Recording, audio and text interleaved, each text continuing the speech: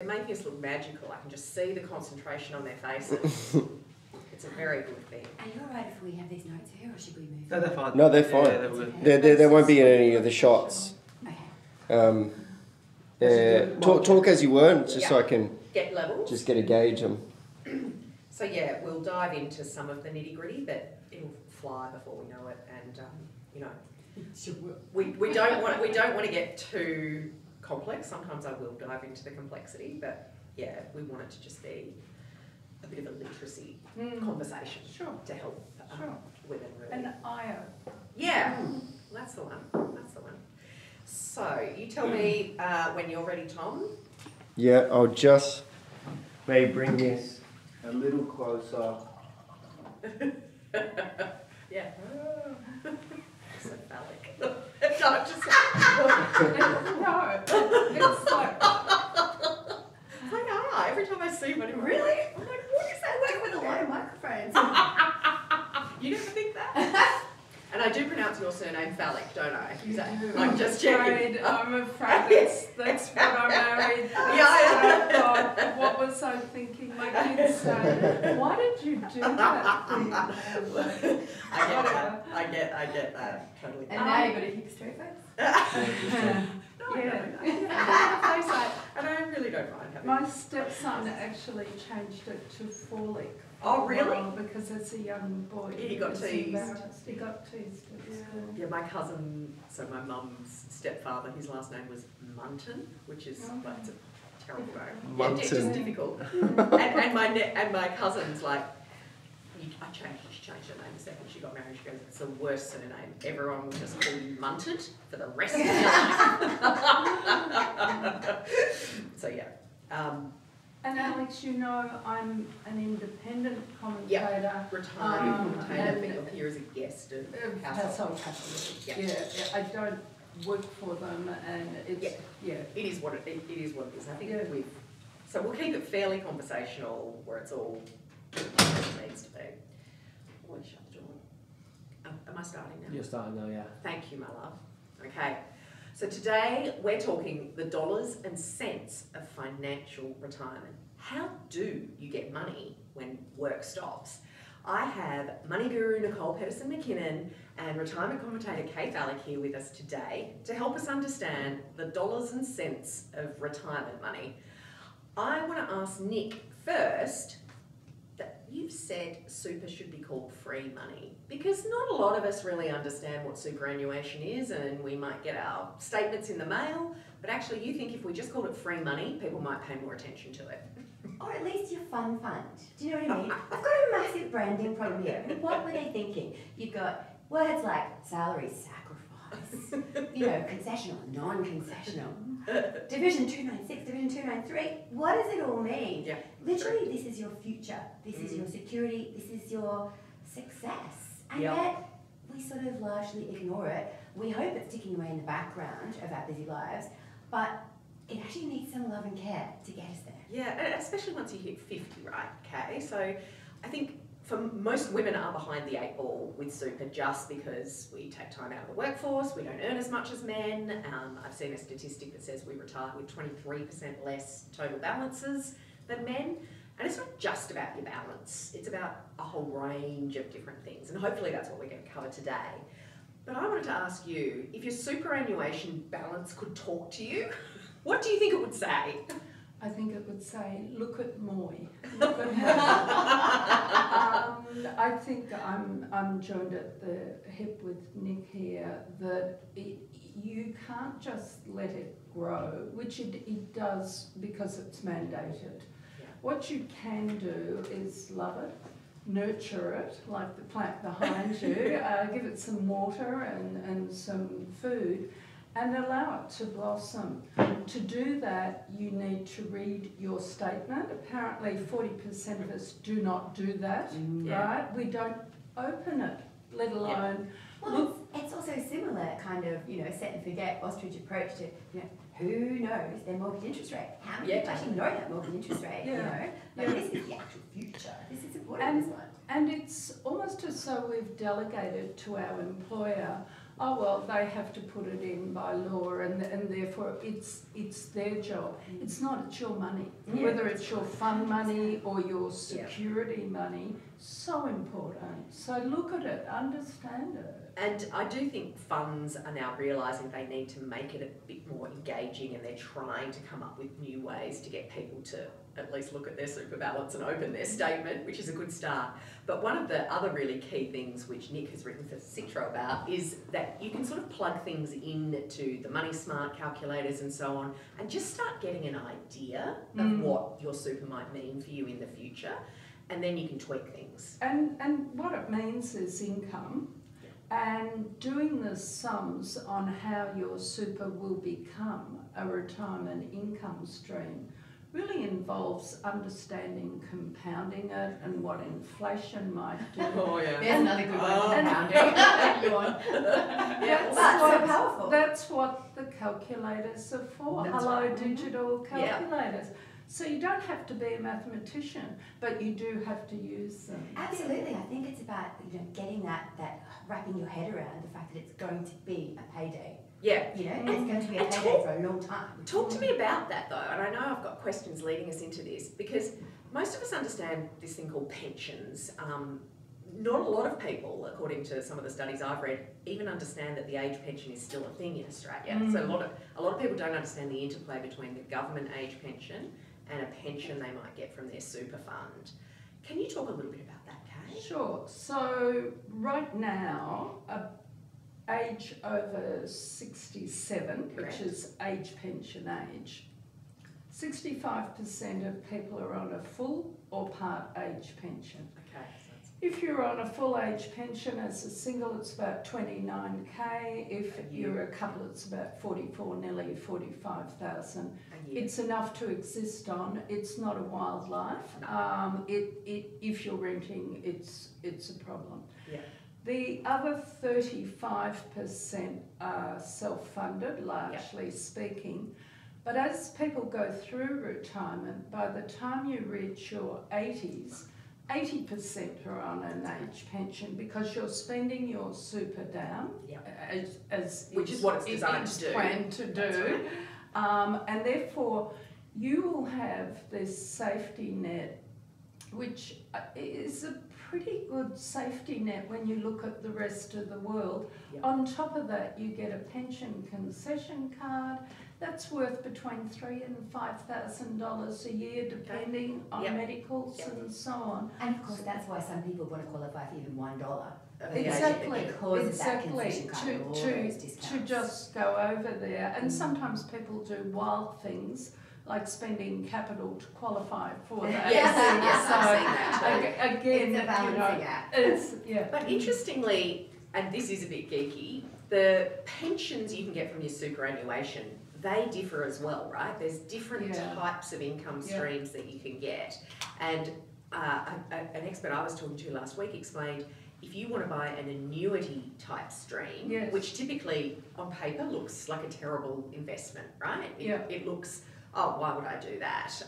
Although that product is evolving rapidly and looking better and better. And that's what I wanted to dive into, because your super turns into an income stream in some way, shape or form, typically when you reach preservation age, which sounds like you're cryogenically frozen and you're like your wrinkles will freeze and preserve forever from there on in, but they don't. I was just thinking we should rename everything. Oh, Yes, everything needs to be named, like Everything. a full rebrand. You know who named everything? Like people from the ATO, admin suits, accountants, actuaries. No one with a female mindset for, what does that mean? Anyway, that might just be me. But the annuity streams are becoming more innovative. And the trick with them is you can often qualify for even $1 of the age pension if you use them wisely. Well, they're tax favoured. Yeah. And we won't go into the weeds, but they certainly can be used and are often promoted to be used in combination with a small part age pension. So if it helps, maybe we can just think about the word pension. Yeah. Age pension, government. Correct. then a retirement income stream from your super after you turn 60, but whenever, it might be when you're 67 or older, which is normally an account-based pension, which is you paying yourself from your savings. From your super savings specifically, Yeah, right? from your super account, moving it from saving mode, accumulation, to spending mode, which people think, oh, I'm going wild. No, you're not. You're drawing down in a judicious fashion enough money to probably top up an age pension. So it's combining a private and a public pension that sustains most retirements. Yeah. And again, we touched on that super gap. And Nick, I know you've written quite a bit for Citro about some of this. Most people can barely even understand what they spend in a year today. So trying to work out what you're going to spend when you're retired is actually a real mental leap. You're like, well, I don't know, and we don't know what health insurance will cost. We don't know what our housing's going to cost. We don't know if our children might still be bleeding us dry. Like, there's a whole bunch of things we don't. There's a whole bunch of things we don't know. But can you talk to me about if women have like an average or below average balance for their age, and you can check this easily by searching online.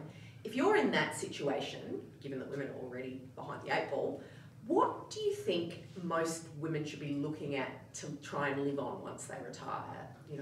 So there are some standards on this, which is good because we need kind of a ballpark, and you can kind of think yourself whether they're applicable to you. Now, I do need to put the caveat in that they assume that you own your own home. That's right. And you don't have rent. So that's, not only do you need enough money to live on, preferably in retirement, by retirement, you need a fully paid off home to live in. Correct. Those are your dual goals for that retirement age. That's the holy grail right there. And so these standards that they produce say that a single person needs about $53,000 a year to live on, and a couple needs about $74,000 a year. So if you think about it, if you took your sort of housing payments out of the equation, would that cut the mustard? That's for a comfortable retirement. It's not lavish, is the idea, but there's a little bit of travel, there's private health insurance, there's a little bit of shopping, nothing wild, like you said, totally but it's a nice life, and below that it drops down to sort of a modest, which is getting more to that pension age, which is not where you want to aim. It's not where you want to target yourself. Yeah, and I guess that's the interesting challenge with public policy, right? Is in the old days, you'd retire at 60 or 65 and, you'd only live another couple of years, really. But the reality is now we're living a lot longer and longevity is a much bigger factor in our planning. You could be retired 30 years. So, it's a long big time, right? It's a big issue, to save a pot or to have that pot grow enough to sustain you for that in the lifestyle to which you aspire. And that it's called the ASFA retirement standard, and you can Google it online, and it does explain, there's actually a big breakdown of like how much it budgets for haircuts, how much it budgets for house maintenance. Yeah, it's literally pharmacy costs. Yeah. What's your streaming each week? Everything laid out for you to go, that's too spend generous. more. Yeah. No, only, I spend more, I spend less, and you work it out. Really good. What's your view on what people should be aiming for? I'm not a fan of the The ASFA standard? No, I'm not, because I don't like an assumption that you fully own your own home. When I know the numbers coming out of Rachel Ong's research in WA show us people aged 55 to 59, half of them have a mortgage. Yeah, it's so a big issue. If preservation age is 60, and not everybody's going to retire then, because a lot of people love working. Yeah. So, some will. A lot more people are going into retirement with a mortgage. So currently people are telling me 15. I think it's closer to 20% currently. And we're staring down the barrel of people having not paid off their mortgages. So for me, I'm not a fan of a standard that assumes that it's all cut and dried on the home front. Super Consumers Australia have another standard. Would you talk about that? Because, their standard is a little bit more realistic in that you can decide whether you want to be, I can't remember the exact terms, but it's basically if you want to live a good lifestyle, Yeah, there's yeah. three different levels, whereas Yeah. ASPA only has comfortable and modest, and comfortable's not always really what a lot of people would say is comfortable. But super consumers is a little bit more flexy. Yeah, look, it's probably a bit more grounded in Okay, my interesting. opinion, and I think it's probably helpful for people to look at both and think what suits where I'm at and how I'm going. Ultimately, it's such an individual thing, right? That's right. Like and the thing to realise as well is that the shape of your spending is going to change Yeah. over that potential 30 years that That's I was right. talking about. So you might go a little crazy when you first retire because you might want, You you know, want the to cruises, take a trip. the boat, or the whatever that you've been Pent up targeting. demand. Yeah, whatever you've Yeah, been targeting that's right. your whole life. That's Like, right. you save, you know, diligently. But then you're going to probably start to spend less. And what's going to happen, you know, possibly sadly and confrontingly, is that your health costs are going to rise as you spend. So the actual shape and what makes up your That's spending really is interesting. not static. And ASPA does have a post-85 standard as well to kind of Which is reflect helpful, that, right? which Yeah. is helpful. Which adds another dose of realism, but I think to kind of play into your strengths, Nick, a lot of people don't know how much they spend now. Yeah. Yeah. You don't know Yeah. what it costs you to live, and this is what I tend to come back to the whole time. I'm not sure you can even think about a retirement budget unless, and this isn't to say you must live on a really No, high that's budget. This is saying you really do need to do the thing called going into the shed where the monster is. You need to download your debit card, your credit card, have a look at what you spent in the month, what's essential, what's nice to have, Yeah. what's, God, did I buy those shoes? Yeah. And figure it out. That's how much I spent. Yeah. Now, is that sustainable?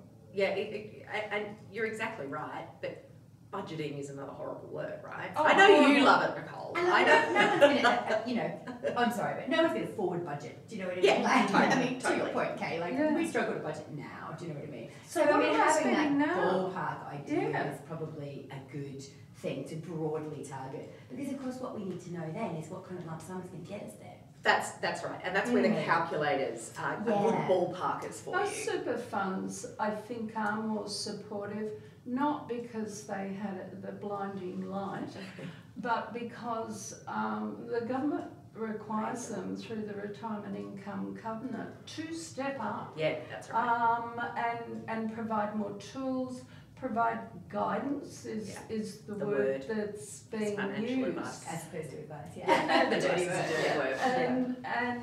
And to help people understand the triggers that I think there's a trigger at 55 that tells us where am I at with my mortgage, how am I feeling. I would 60. even say 50. Yeah. I think there's a mental switch that goes off at age 50 where you go, ooh, I can almost taste that. I know, but the dangers now when I'm scrolling on my socials or browsing online, there's every ad, and it might just be because of what I do with Citro that I get all these ads. Yeah. Everyone's asking me to compare my super, right?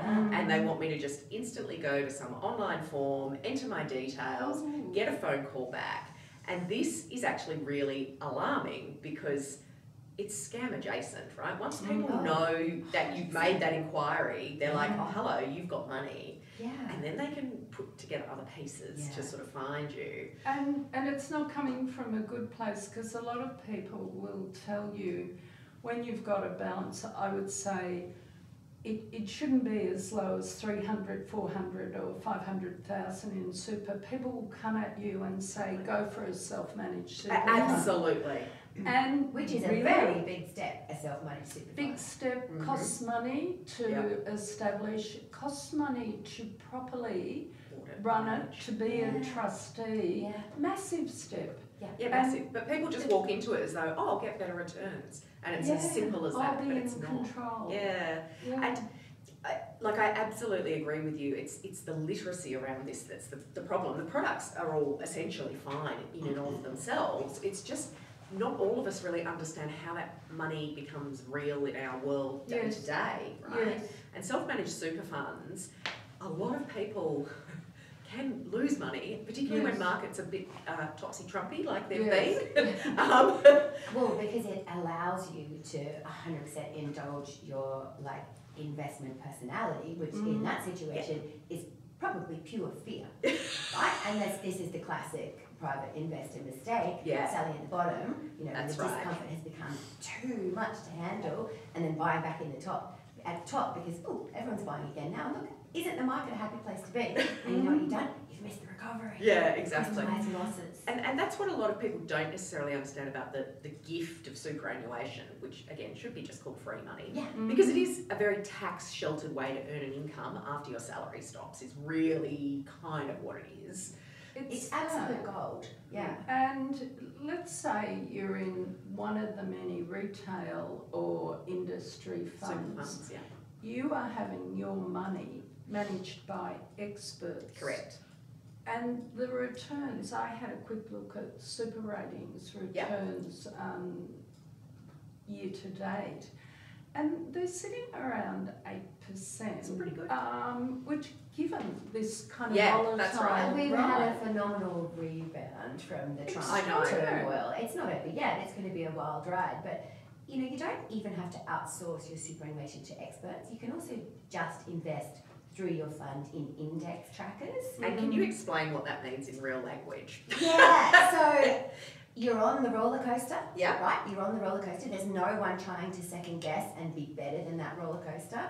However, you are going to get the returns of the market, and if you stay the course, long term, those returns should be really good. And what you do by doing that is that you massively cut your fees, and we do know that fees are a big eroder or an impediment to the returns that you're ultimately going to get. That's right. So there's a real kind of argument for core and satellite, it's called, which I guess makes sense, like that stable bit of your portfolio, and then a bit of playing around the edges. Okay, and you've got to obviously have a decent enough balance to be able to do that. But you are in a collective investment. Yeah, okay. Oh God, these words. I know. You know, that means that you're pooling your money with other people, so you can do a lot more with less. Yeah, that's right. And that's the gift of whether we're in an industry or a retail fund, and that's just the fancy word for the brand name of your fund. Some of them are technically industry funds that came out of the union movement. Not-for-profit. That's right. Which are retail.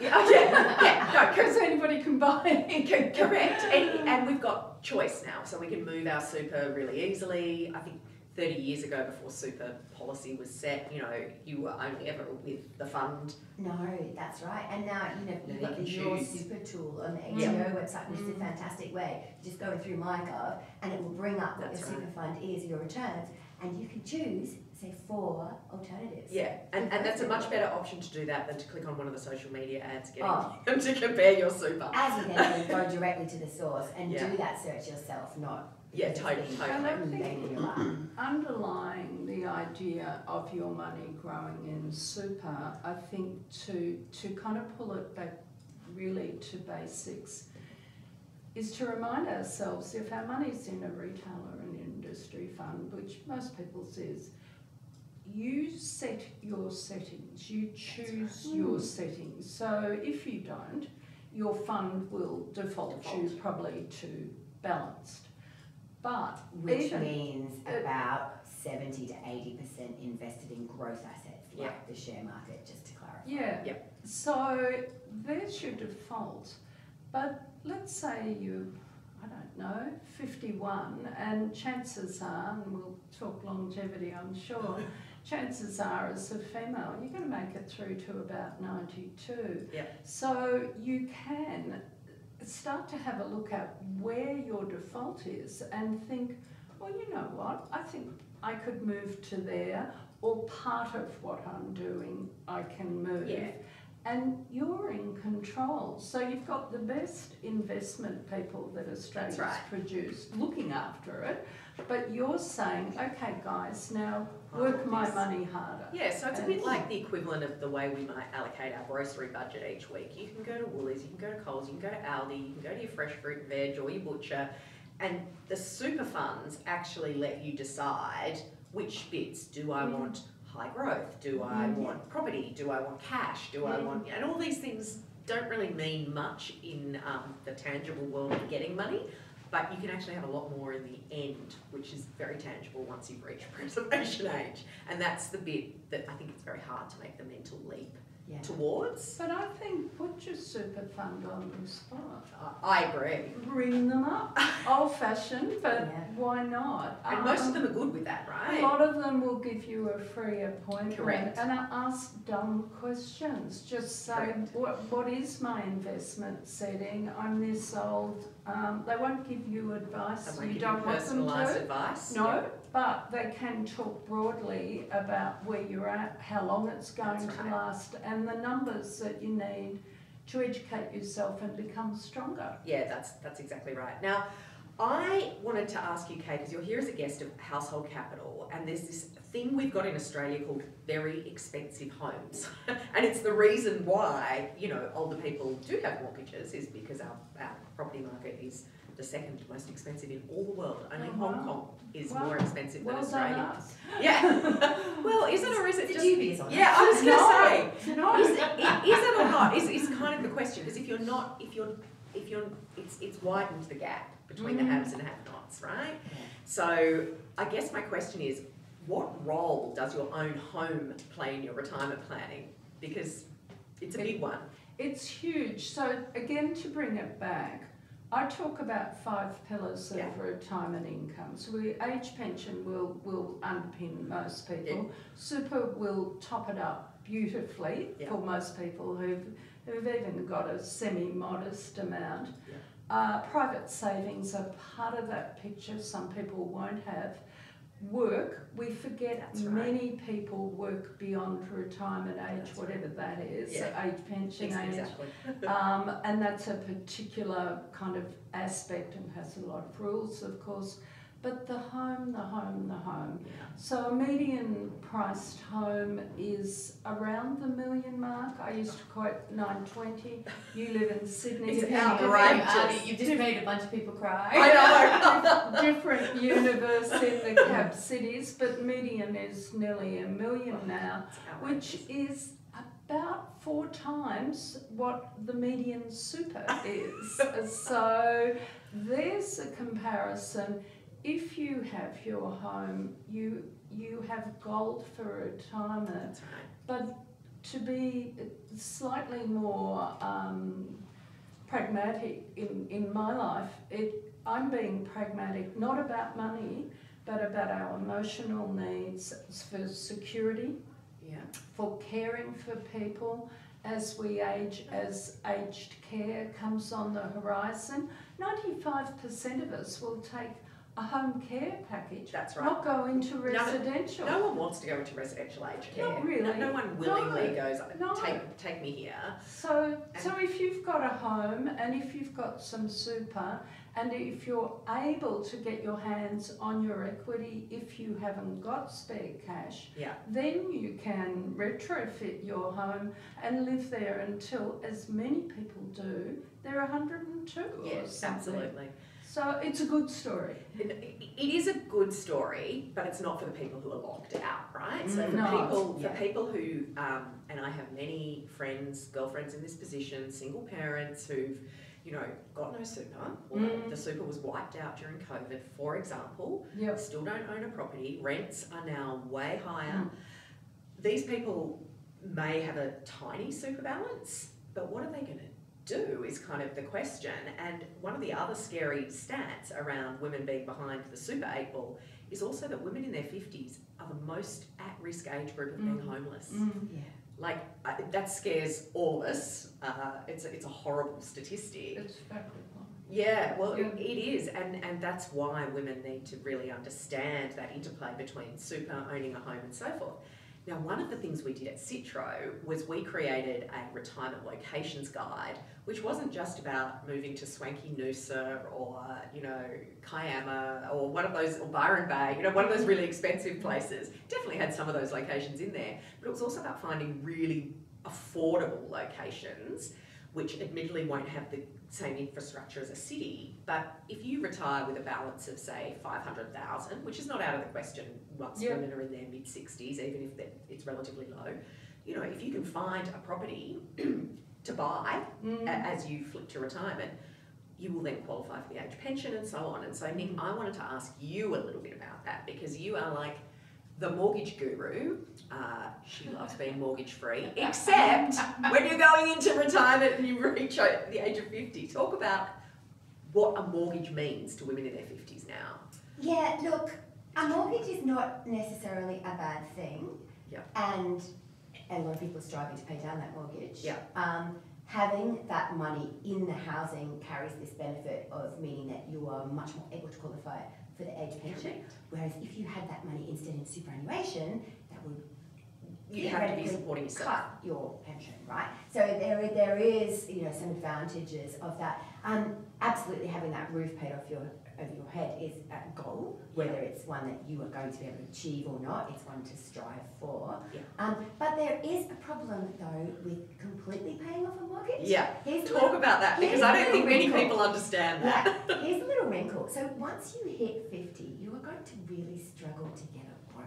Yeah. So while debt is bad, and I'm not going to ever say anything else, you might want to just keep it ticking away. If you can have it actually net, so the debt doesn't have anything owing, however, it's still there in the background. As a redraw, so that's what you're talking about. Yeah, right? not a It's paid redraw, off. because redraws are particularly nasty and Oh, dangerous. okay, But okay. in an offset Offset, account, that's what I an mean. offset account that is beneficially yours, that you have complete unfettered access to, that the bank can't freeze on you for any particular circumstance that they see fit, which has happened in the Definitely past. does happen. So an offset account filled up. So essentially, you've got your loan paid off, right? I would recommend keeping it there. And No, the banks not do discharging that mortgage, because that's your full flexibility for any kind of health life emergency. I call it your holy shit fund. When shit goes wrong, because bad stuff It happens does. to good people. It does. Just that money there, so that this doesn't sort of derail your financial plan, your well-laid plans for this beautiful, comfortable retirement when you actually need $10,000 because you've got a shortfall and a knee surgery that's really impeding your quality of life or whatever the situation That's is. right. And I guess you are a massive advocate, A, for being mortgage free, but holding on to your mortgage, so you've got the access to those funds if you need them. Just in case. But you're also a massive advocate for private health insurance, which is an increasing cost, and there's a lot of issues with it. But I guess I'd love for you to talk about why private health insurance is such an important expense to keep budgeting for. Yeah, I mean, it's a huge part, and everyone's going through their finances with a razor right now because the cost of living crisis has just been so acute. I would say that private health insurance is priceless, particularly as you age, because just by the nature of that, you're going to be calling on it more, right? So the time to drop it is not when you've paid all your premiums and not perhaps had the benefit of that. That's when you want to hold on and really get back in premiums. There's also ways to work the system, like, for example, I pay nothing effectively for my private health insurance because I claim so much on it. There's ways of working the system. Make sure you dial down that cover so that you're not paying for things that you don't need. Yeah. Make sure you up your excess, which again is going to dial down the cost. Look at the co-payment if you think you'd be able to, cover like $50 a night per hospital, meet the health fund halfway or not even halfway, just a little bit of the way. It's all sorts of ways of cutting the cost. Okay. And claim on every single penny you can. Your chiro, your osteo, your physio, your exercise physiology supervised. There's all sorts of ways of getting that to pay for itself, and just think about keeping it. Yeah, what's your view on that? Okay. I'm again really supportive of that. I mean, what do we want in retirement or later life? Independence and choice. Yep. How do we keep independence by keeping our health? And okay, we're talking a lot about money, but physical health is wealth. That's the real wealth. Health is wealth. None of it matters if you're immobile at home and not That's having right. a good time. So for me, my private health insurance, which is expensive, my God. And then every year they seem to get a green light to put it up. I know. Far too much. Yes, absolutely. Far too much. But mine pays for Pilates, Yeah, that's it. preventative health checks and Absolutely, so to on. just keep you more agile for longer. And I guess the other thing to factor in, you know, when we're forecasting ahead to this and people are maybe groaning about, oh God, do I have to be paying premiums into my 60s and 70s? Don't forget that your need for your other insurances mostly completely disappears because you're post-retirement. So your life insurance, you probably want to just split because you've got your superannuation anyway. And you know, your kids are maybe going to get something unless you spend it all. You know, your income protection insurance, no, that goes too. So all these other expenses that you've had, you don't have. The private health is the one to really value. Yeah, I think that's a really interesting thing that we don't often talk about with retirement planning. Yeah. We just see it as an expensive cost, and we've got Medicare, but you don't want to be having a sore knee and waiting 3 years for a knee Those replacement. elective surgery waiting lists, you know, knee replacement. And you can Google them, right? You can Google these elective surgery waiting lists and be very afraid. It's There's not actually like a map online which shows you the waiting time all around Australia. Exactly. Which, so maybe you move to one of the 10 top destinations. That's exactly right. And this is part of retirement literacy, right? Is understanding all the levers that you can pull for your individual wish. Yeah. Because retirement, I believe in financial retirement, but I don't believe many of us are just going to retire from life, right? We're not going to sit and play lawn bowls like our grandparents did. Well, there's more to retirement than money. That's exactly right. But money is a necessity. Yeah, So it's kind of, you have to understand the balance. And absolutely. when you're earning a wage, it's just really easy to just spend it every week. And all of us know that the more you earn, the more you spend. Well, that seems to happen. But I think also the concept, which is probably quite an old one now, but you know, that day of retirement, the gold watch, this, whatever, that moment, that turning point. And I think, you know what, the best training or planning for retirement is to work on having a really good life now. That's right. To use terminology close to yours, Nick, get your shit together. Do your meditation now. Yeah. Think about, you know, the giving and the volunteering. Don't wait till you've retired to start putting together a life. Don't be defined by work. Yeah. Because that's a really dangerous thing, and it's certainly not the way to prepare yourself for when you move beyond work. And then you can truly transition because things have started, things are in motion, and you can roll along and do more of this and less of that. So there's a very nice segue there, I think, rather than, oh my God, I hate my job, I have to pay off my mortgage, I can't wait till I'm 62 and then I can grab that super.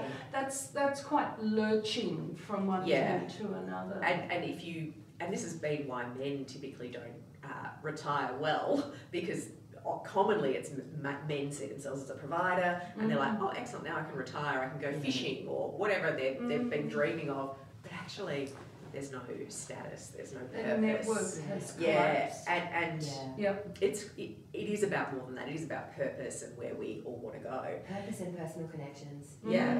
Building that back up again so that you have a framework for your weeks and the people to see. That's exactly And right. the worst that will happen is you'll have a better life now while you're aiming for That's right. Yeah, that's and the point is, most of us are too scared to do that because if we have a mortgage, we think we've got to pay it off. Or if we don't have enough super, we think we've got to contribute more. And there's this worry that we'll never have enough. But enough is also things like health and also things like purpose. And enough, there is a safety net of an age pension. Yeah, that's right. There is super that will layer on top of that. If you're lucky enough to have a house partly paid off, fully paid off, whatever, you can get your hands on that equity. That's right. There are these pieces that come together and And what are the, so we did talk a little bit about account-based pensions, age pensions, all those confusing, horrible terms, but there are a lot of new financial products now for people who do have a property. And I know, Nick, you wrote for Citro about this as well. Can you talk us through those things? Are you talking about the reverse mortgage? Yeah, reverse mortgage, the housing equity access scheme. Yes. And there's others. New products are being developed all the time, right? That's right. So essentially what these let you do is tap into the money that's tied up in your house. because there's no point living in, rattling around in a big house Yeah. if you can't afford to turn the heating on in that. Yeah, that's Or right. build, Or fix the roof. That's not Yeah. the dream. Yeah. So there's all sorts of ways that you can actually tap into the equity in your house and still stay in your house, which That's may be right. what you choose and want to do. Exactly. Anyway, so these are things where you take out a mortgage just like you would ordinarily, except you make no payments on that mortgage. Sounds like a dream. Yeah, I know, right? I don't think give you that when you're 21. The catch is that debt rolls up, of course, because you're adding to it each time that you don't make a repayment. That's You right. can repay it at any time you want in the future. It will roll up and, I guess, start to swallow up some of the value That's of right. that home. So there's absolutely inheritance considerations Yeah. if you want to leave. Because you have to pay the debt when you're dead. When you're dead, if Yeah. you don't sell earlier than that. However, if your house is going like this and you've got a debt on it going like that, then that's also fine. Yeah.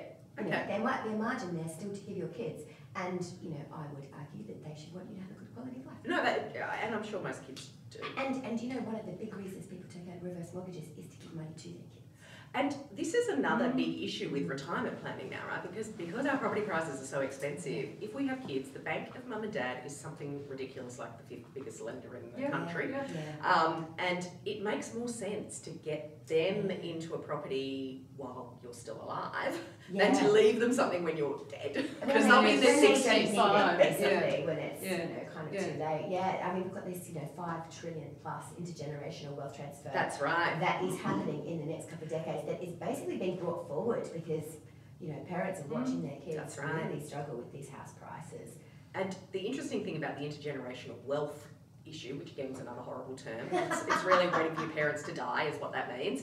But women are actually going to be some of the big beneficiaries of intergenerational Yes. wealth, which is so rare. In That's right. money markets, the women are going to do better. Oh, the future is not bleak. The future is amazing. Yeah, no, that's exactly right. And women do live longer, and all these other benefits that we have.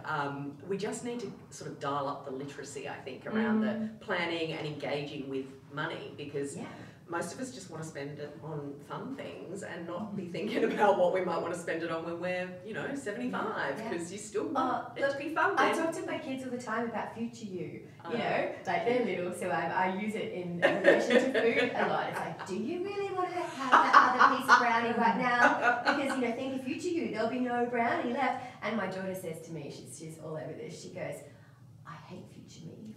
Future me take things from now me. Wow. She's worked out how to So, adopt the mindset that works for you, but you do want some brownie left at the end. That's the bottom line. That's hilarious. So my daughter, age 36, living in London, has an e-newsletter called Future You. Oh, there you go. Which is about self-development. And that wasn't even a setup. There you go. and because she's 36, maybe she worked her way from where your daughter is. Maybe. So there's hope. The wheel has turned. So what would future you look like in retirement? Yeah. Pardon me, I think it would be arming yourself with knowledge. Yeah. Knowledge is always power, and exactly. and increasing your own literacy with tools that are available now. Play with the tools. Money Smart, Just play Your with the tools. Columns, See where you're gonna land. Citro, whatever, the information's there. I read it every week because I like to keep up to date. Yeah. So we can all do that. Because the other thing to realise is that there are ways of getting extra money into super that don't cost a thing or don't cost you as much. And can you talk about that? Because as we get to 50, and if we do have a below average balance, you've still got a lot of time to catch up. Absolutely. But it's a very confusing thing to embrace. Even people like me who can read a spreadsheet go, oh, that makes my brain hurt. Can you give us the rundown, Nick, on how to boost your super? A couple of things you should be doing. Like if you earn under about $62,000 a year, if you pay in $1,000 to super after tax, the government will throw in $500 for your trouble. Yep. That's a 50% instant return, which is possible nowhere. Yeah, that's so right. You should be doing that year after year. That's free money. That's a no-brainer. That is free money. But only for people who earn less than $62,000 in a taxable year. That's right. Yes, that's right. You do have to be earning in some capacity to take that opportunity up as well. But then there's also the spouse contribution if you are in a partnership where they can put in $3,000 for you to equalise the balances of perhaps a woman who's raised children Yeah, that's right. Yeah. more than a man who's been working, they can throw in that money and they will get a $540 tax offset. Now that is a straight tax discount for the family. Yeah. And that's again, Free year money. after year after year, free money. So that, you know, you do these things and you sort of start to make this virtuous super circle where you're topping it up for free or for less each and every year, and that's going to see your balance dramatically bigger in retirement. But No. also salary increases, you know, Oh. do you just take that money and go, Yeah. oh, let's spend it? Or do you make it salary sacrifices? Because there's the key message that's missing in this term salary sacrifice is that that's free money as well. So what you do when you salary sacrifice is that you swap out your marginal tax rate, which might be as high with the medical living as 47%, like you're losing half your money, right? Mhm. Just handing it over. And you swap it for a 15% tax rate in superannuation. So by agreeing to that, you get a lot more in super than you would get in your hand. Future you. Yeah, that's right. Like, she's a happy person. And she's getting free money, Yeah. just through tax equalisation and a bit of, understanding all these Yeah. horrible words that none of us really A like. bit of voodoo, but it works, trust us. But you can, because you don't have to be your own financial planner, because a financial planner needs to really understand tax law That's right. and fiduciary responsibilities and All every other those thing. confusing You things. can ring your super fund. You And can get the general say, advice, yeah. I think I understand what I'm doing, but I'm going to get a salary increase. What are the ways I can use that, generally speaking? Yeah, and they will give you good advice. And there you go. So it's scary out there, and I think enlisting the help of people who are being paid by your fees Yeah, that's right. to help you. That's right. But also using government websites and assistance. And there's another really great tool put out by Mercer. It's super complex. I think you wrote something on it. yeah. And it's like the most layered retirement It's planning amazing. tool you You could ever can put look in at. every factor. Yeah, you might Talking you about Google it. those, cookie cutter, one size Yeah. fits all retirement spend. This thing lets you specify everything. Yeah. It's really, really powerful. It's very granular, and Yeah. you do have to geek out on it. And I wouldn't recommend going first to that calculator. I'd recommend going to Money Smart first to start getting your ballparks. Yeah, So close. also for people, I think whether you're age 50 or 55, I think it's super important for you to understand, will you be likely to get an age pension as you move into That's right. retirement, or will you not? Free calculator, a company called Retirement Essentials, you Yep. punch in your numbers, They're good. And- They're a and, good source of information. really good. You can see in a heartbeat, are you likely to get one or are you not? Do it. Yeah. You know? And there's another great retirement calculator I just came across this morning, and it was how much has your being out of the workforce cost you, and how much That's do you, on the industry super funds. there's a couple of Time out from the Yeah. workforce. So you there's- can do Yeah. calculations on Yeah. that. Yes, so Yeah. that's To work out. those breaks Yeah. to have Yeah. children. And that again for the female who's age 50 to Yeah. 60, a lot of women take time out to care for older That's the relatives. sandwich generation is real. Yeah. Tell me. and it's really important, not that I think people will go, oh, well, I won't do that, but for them to start thinking about, oh, that's a bit of a gap, how do I make that up? Yeah, that's right. If they're That's right. partnered, maybe that will talk about their husband Yeah. contributing to their super. Yeah, no, I think that's pretty fair if And- you're partnered. And don't forget that, where there are circumstances like that where you do have the available cash, or perhaps where you've sold an asset, That's right. you can put money into super with that 15% tax, that free kind of Yeah. tax discounted money, shelter some capital gains in there, and Yeah. so save tax on that as well. And you can do that and mop up to 5 years back of unused Yeah. allowances, and that's a really good opportunity too to kind of That's really get voodoo as well. dramatic boost. Yeah, it's What voodoo. would you Google to try and work that out for yourself? Okay. What's the term you need? Okay, here's the geek out. Concessional contributions Well, but contributions. Yeah, carry forward contributions. Yeah. Yes. So right now, you could put in $137,500 into super before the end of this tax year. Okay. And If that would you be have, okay. of course. If you have it. Yeah, if you have it. But the advantage of doing that, and this is sort of what we need to explain, which is the voodoo of super, if you put 137,000 into your super today, how does that make you much richer tomorrow? Can you explain the benefits of that? Well, you save a whole bunch of tax right Yeah. now. Yeah. So it helps you now. Yeah. Today, me. Yeah. And also future you dramatically. Because, of course, the earlier you put money into super, Yeah, the more. the more it has time So to grow. if the returns last year were for pension funds around up to 13%, and year to date at the moment they're looking about 8%, that's really good earning year on year. And that's another thing I think about when people get into retirement. They've passed age preservation age, they've accessed their super by paying themselves a salary from their super savings, so it's moved into drawdown mode or spending mode. What I think a lot of people think, well, let's say they had 200,000 in super, oh, I'm drawing down X per year, 20,000 a year, in 10 years it'll be exhausted, it'll be gone. Yeah. And they forget that that super continues to earn and grow. increase. Yeah. And the first year they've drawn down, say, 20, but there's 180 there growing. Yeah. And I think that's the magic of our super system. Yes. That's where it works really well. So we're not draining the swamp, to use ugly words. Yeah. We're drawing down carefully on something that will continue to grow. That's right.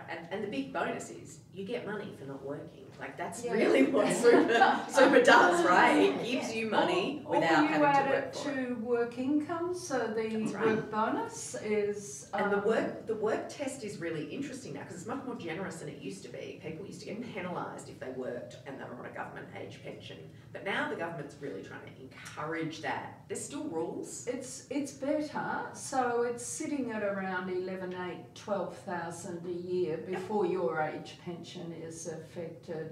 There's a group of people, myself included, who would take the income test out of the age pension means test and leave it as an assets test, because we keep saying we want older people in the workforce, the richness of their knowledge, you know.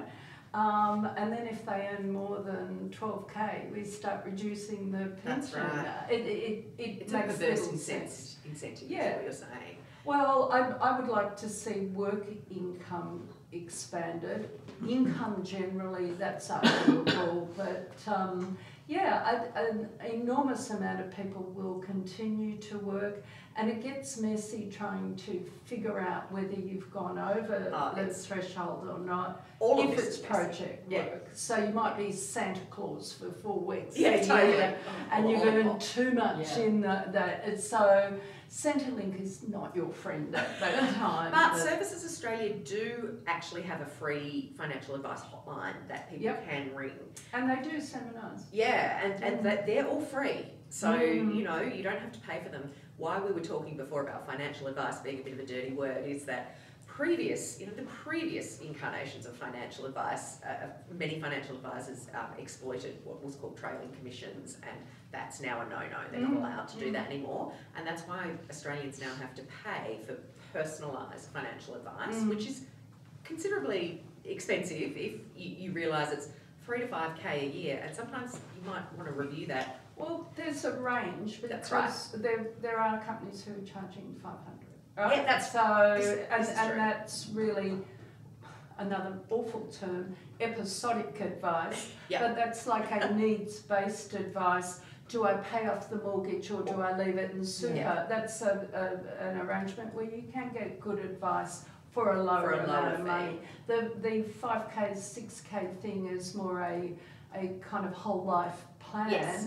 And you know what? If you're in retirement for 30 years, I think I'd rather touch base with the advice I need as you talked about your spending changes and your needs change and you can no longer live in your home. So that's an advice moment. And The other thing I wanted to touch on was the downsizer bonus, which is another little handy piece of government voodoo. Yeah. I know you've written about this, Nicole, so describe Yeah. what that is and what that means. It's for people who own or have a partly paid off home. Yes, that's right. So really interesting opportunity, only like really new opportunity. Yeah. So what you can do is you can sell a home that you've owned for 10 years at least, Yeah. and you can shelter $300,000 of those proceeds into your super fund. Now, if there's two owners of that home, you can shelter $600,000. You know, of those into super fund, and of course that means that you can access kind of, you know, you can start a pension stream, you can have tax-free earnings, you can then draw that money tax-free. There's all sorts of advantages to doing that if it's time to kind of swap your home for something that is smaller. Yeah, and let's talk about that transition to retirement piece, which used to be more generous than it is today. Yeah. But maybe, Kay, you can explain what this transition to retirement. So just to come back on downsizer, be aware if your assets are too high, Yeah. you may not get a pension. That's so advice, you probably need to seek that. Interestingly, Because the family home is of course exempt from the asset Yeah, tax. So while it's- what while you're it's doing your is you're family converting home. that into superannuation, And where it won't be exempt. yeah, So if of course the government's rationale in doing this is to unlock the housing, Yeah, that's to Yeah. right. try and yeah, straighten it around. So and the research goes against the government's strong desire because 85% of people, and this has come up time and time again, want to retire in their own home. That's they right. don't Yeah. want to downsize. They don't want to move Yeah. here or there or see change or whatever. They like their community, they like their Totally. local healthcare services, so they want to be where they are, which takes us back to home equity. Moving across to Transition the question to you actually retirement. asked me. Yeah, these are just some of the, you know, things that you can Google if you think they might be applicable to you, right? Downsizer bonus is there. Transition to retirement, I know it used to be a lot more generous Yeah. than it is today, but can you Yeah. explain what that is and what that means? The thinking was a while back that we needed more older people in the workforce. Good. Therefore, it was starting age 55 to allow people to access super before super access age, preservation age, and as long as they worked part-time at least, they could get their hands on some super. Yep. And now age preservation age, generally speaking, is 60, Yep. so it now applies to 60 to 64-year-olds. I love the idea of transitioning as an emotional, practical tool to step. I was thinking about this earlier today. A lot of us want to step back. Yeah. A lot of us would like to step back up when we can, and Yeah. this is flexible. Most of us don't want to step out Yeah, that's right. forever. That's So exactly this is a very flexible way of accessing super, but you can still put money into it, which sounds a bit crazy. It is a really perverse, weird thing to get your head around. let's say you're working full time and you're earning $80,000, and your daughter's had a baby, and you want to be a grandma. A lot of my friends are doing this thing right now, and you don't want to give up work, but you want to go back to 3 days, but you need 5 days work to live off. Yeah. So you can access your super, you can do the part-time thing and enjoy the life that you're aiming for. Now, all bets are off when you're 65 because the rules change again and that particular strategy is not useful. Because it's changed, I think, Alex, again, you need the support of someone who really understands tax rules, like an advisor or your accountant, Yep. to talk to that thing. That's right. Because there may be other ways that you're going to step back a little bit That's right. that are better for you. And let's talk a little bit about the personal financial advice conundrum and the expense of it. And I'm pretty sure the market will shift and evolve over the next 5 years. We'll find some better Well, solutions. It is. But right now it is, especially for women who aren't maybe as financially literate as other groups in society are, the whole idea of paying thousands of dollars for something that isn't a shoe or handbag is like, why would I do that? And I'm not, you know, I know, but I am one of those people. I'm like, why would I be paying this guy how much? And you don't understand that actually it's an investment. In the same way buying a house is an investment. And look, when you were talking about trailing commissions before, the fact of that, it was hidden, it was in the background, that's but right. they would have amounted to far more than $3,000 or $5,000. Correct. They were depressing your funds year after year. That's exactly right. These high fees. So it is actually something that's well worthwhile doing potentially. Yeah. But interview people. Look at the, I think there's a much greater range. In fact, I know there's a much greater range of advice right now. And some companies will use digital tools. That's right. And that's bringing the price down. Do you want whole of life advice? Talk to the person offering it and ask them what the value in it for you is, given your savings. That's right. What percentage of your savings does that And if they represent? have what's called an AFSL, which is the Australian Financial Services Licence, they absolutely are obliged to not charge you more than they can deliver for you. And they if will they tell you haven't that. got one, Don't talk to don't them. stop, hang up the phone. So that's a deal breaker. So I think, look, women are coming off generations of perhaps not being feisty enough and saying, hello man in suit, what can you do for me? What will it cost me? What am I getting out of this conversation? Yeah. And I would like to think we're raising daughters who who just go, yep, Trying. how does it work? How does that work? Yeah, and I think that's a really important point. Now we're going to move to my little two choices questions. This is where we go to wrap up and I give each of you two choices and you just tell me the one that you like. I'm going to start with you, Nick. I want to know what you think is more valuable, time or money? Time. Because time makes more money. Oh, Of course you'd say The that. earlier you start investing, the more time it has to grow. That is the magic of the eighth wonder of world compounding. Okay, spender or saver? Save. I knew you'd say that. I would say stinger. And if you follow, moderation, not deprivation. no, I agree. But if you The life's follow, going to be good now. if you follow Nicole on Instagram, she does share all her saving tips, and they are very practical and useful. Okay, risk taker or risk averse? Risk averse. Oh, But targeting retirement, you do have to take a certain amount of risk because you do want that money to grow. Yeah. You do want to invest it in shares and in those growth assets. Now, what about credit card or buy now, pay later? Oh, God. You- Credit cards, which I know is probably really controversial and not what you expected me to say, but credit card, pay off the balance in full every single month, get the points and travel for free. And the free travel insurance. And in a partner, what matters more, love or laughter? Laughter? It's a really hard one. I don't know. It's a really hard one. Well, money match as well as funny match, put it that way. Oh, okay.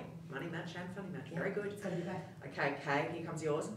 Win lotto or win friends? friends. Okay. Easy, that was. Yeah. Luxury holiday once a year or a budget holiday 4 times a year? 2 budget, 1 luxury. Okay. Use the money. Yeah, no, totally. $1 million now or $100,000 a year for the rest of your life? Well, I'm planning on a long life, so I'll go 100k a year. Exactly. And no debt, low assets, or some debt, more assets? Some debt, more assets. Okay. Legacy for family or lifestyle for self? Love for family. not Yeah, they don't need the money. I don't like the word lifestyle. It sounds fake to me. Yeah. Love, connection, doing good work. Exactly. Being useful. I think that's great. So on that note, we're going to wrap up this conversation. Thank you, ladies. That's it. Another episode of Citro's Midlife Shift. Subscribe for more. Thanks. Done. Good stuff. Well done. Did I go over time? No, I didn't No, go you're over good. time. That's right. Finish. Stop.